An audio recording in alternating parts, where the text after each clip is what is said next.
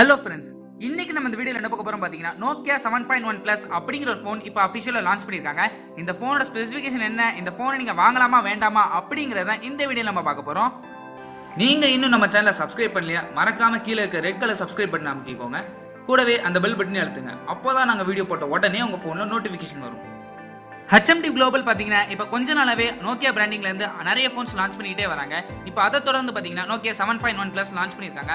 போன மாசம் பாத்தீங்கன்னா Nokia 6.1 Plus அப்புறம் 5.1 Plus தான் லான்ச் பண்ணிருந்தாங்க. பில்ட் அண்ட் டிசைன் எடுக்கும்போது ஆல்ரெடி Nokia 5.1 6.1 Plusல பார்த்தா அதே பில்ட் அண்ட் டிசைன் தான் இதுலயும் கொடுத்திருக்காங்க. அதே நாட்ச், அதே ஃபிங்கர் பிரிண்ட் சென்சார், அதே கேமரா பிளேஸ்மெண்ட்ஸ் எல்லாமே அப்படியே தான் கொடுத்திருக்காங்க. அதே கிளாஸ் பாடி ஃபினிஷிங்ல தான் கொடுத்திருக்காங்க. பில்ட்-இன் எடுக்கும்போது தான் இந்த போனோட சென்டர்ல பாத்தீங்கன்னா 6000 series aluminium CNC machine frame இருக்குன்னு சொல்லியிருக்காங்க. இது ஆல்ரெடி பாத்தீங்கன்னா நோக்கியோட ஃபிளாக்ஷிப் போன்ஸ்ல மட்டும் தான் கொடுத்திருந்தாங்க. அது கூடவே பாத்தீங்கன்னா Nokia 6, 7 அந்த போன்ஸ்ல மட்டும் தான் கொடுத்துக்கிட்டு இருந்தாங்க. இதோட பில்ட்-இன் பாத்தீங்கன்னா ரொம்ப ஸ்டர்டியா இருந்தது. போனோட சைஸ்ன்னு எடுத்துக்கிட்டீங்கன்னா இங்க 5.84 inch Full HD Plus resolution கொடுத்திருக்காங்க. இந்த போன்ல ஆஸ்பெக்ட் ரேஷியோ எடுத்துக்கிட்டீங்கன்னா 19:9 அப்படிங்கிற ஆஸ்பெக்ட் ரேஷியோல கொடுத்திருக்காங்க. இந்த போன்ல நாட்ச் இருக்கு. அது மட்டும் இல்லாம இந்த டிஸ்பிளேன்னு சொல்லும்போது IPS LCD பேனல் தான் யூஸ் பண்ணிருக்காங்க.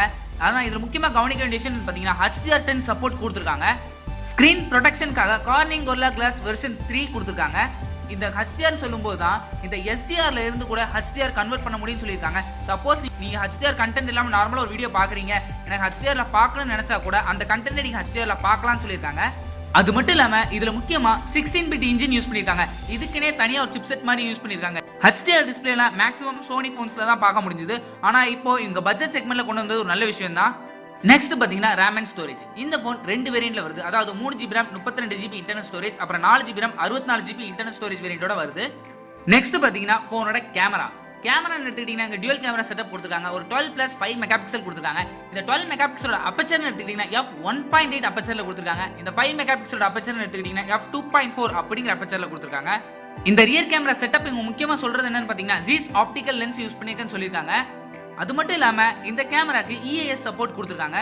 போனோட ஃப்ரண்ட் ஃபேசிங் கேமரா எடுத்துக்கிட்டீங்கன்னா இங்க ஒரு 8 மெகாபிக்சல் கொடுத்திருக்காங்க. இதோட அப்பச்சர் எடுத்துக்கிட்டீங்கன்னா f2.0 அப்படிங்கிற அப்பச்சர்ல கொடுத்திருக்காங்க. இது நல்ல வைட் ஆங்கிள் லென்ஸ், அதாவது 84 டிகிரி வரைக்கும் ஃபீல்ட் ஆஃப் வியூ உங்களுக்கு கிடைக்கும்னு சொல்லியிருக்காங்க. நெக்ஸ்ட் பாத்தீங்கன்னா போனோட பேட்டரி இங்க ஒரு 3060 mAh பேட்டரி கெபாசிட்டி கொடுத்திருக்காங்க. அது மட்டும் இல்லாம கூடவே 18 வாட்ஸ் ஃபாஸ்ட் சார்ஜிங் சப்போர்ட் கொடுத்திருக்காங்க. இதனால அரை மணி நேரத்துல உங்க போனை 50% வரைக்கும் சார்ஜ் ஆகிரும் சொல்லியிருக்காங்க. நெக்ஸ்ட் பாத்தீங்கன்னா சாஃப்ட்வேர் எடுத்துக்கிட்டீங்கன்னா இந்த லேட்டஸ்ட் ஆண்ட்ராய்டு வெர்ஷன் கொடுக்காம Android 8.1 ஓரியோ தான் கொடுத்திருக்காங்க. அது மட்டும் இல்லாம இந்த போன் Android One ப்ராஜெக்ட் கீழ வருது. கூடவே பாத்தீங்கன்னா Android Enterprise Recommend ப்ரோக்ராம் கீழ வருது. இதுல என்னென்ன பாத்தீங்கன்னா மேக்ஸிமம் இது எந்த போன்ஸுமே பார்த்துக்க மாட்டோம், ஃபிளாக்ஷிப் போன்ஸ் மட்டும் தான் இதெல்லாம் வரும். அதாவது இதுல என்ன சொல்லிருக்காங்கன்னா, சப்போஸ் கூகுள்ல இருந்து ஒரு செக்யூரிட்டி பேச்சஸ் இப்ப ரிலீஸ் பண்றாங்கன்னா ரிலீஸ் பண்ண 90 நாளுக்குள்ள உங்களுக்கு அந்த செக்யூரிட்டி பேச்சஸ் வந்துரும். இது வந்து தொடர்ந்து 3 வருஷத்துக்கு இந்த அப்டேட்ஸ்லாம் வரும்னு சொல்லியிருக்காங்க. நோக்கியா பாத்தீங்கன்னா ஆல்ரெடி செக்யூரிட்டி பேச்சஸ் சொன்ன டயத்துக்கு வருவாங்க. ஆனா இந்த ப்ரோக்ராம் கீழ வரதுனால இவங்க இன்னும் சீக்கிரம் கொண்டு வருவாங்க. இந்த போன்ல யூஸ் பண்ணிருக்க ப்ராசஸர் எடுத்துக்கிட்டீங்கன்னா Qualcomm Snapdragon 636 ப்ராசஸர் யூஸ் பண்ணிருக்காங்க.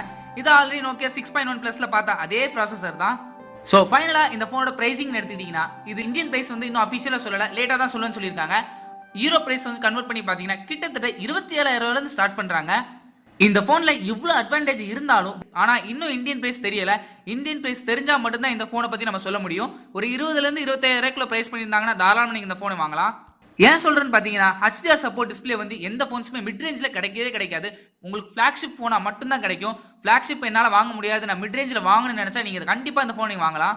சோ அவ்வளவுதான் இந்த வீடியோ பிடிச்சிருந்தா லைக் பண்ணுங்க, கமெண்ட் பண்ணுங்க, ஷேர் பண்ணுங்க, மறக்காம நம்ம சேனலை சப்ஸ்கிரைப் பண்ணுங்க. கூடவே அந்த பெல் பட்டனை அழுத்துங்க. அப்பதான் நாங்க வீடியோ போடுறோம் உடனே உங்க போன் நோட்டிபிகேஷன் வரும். தேங்க்ஸ் ஃபார் வாட்சிங்.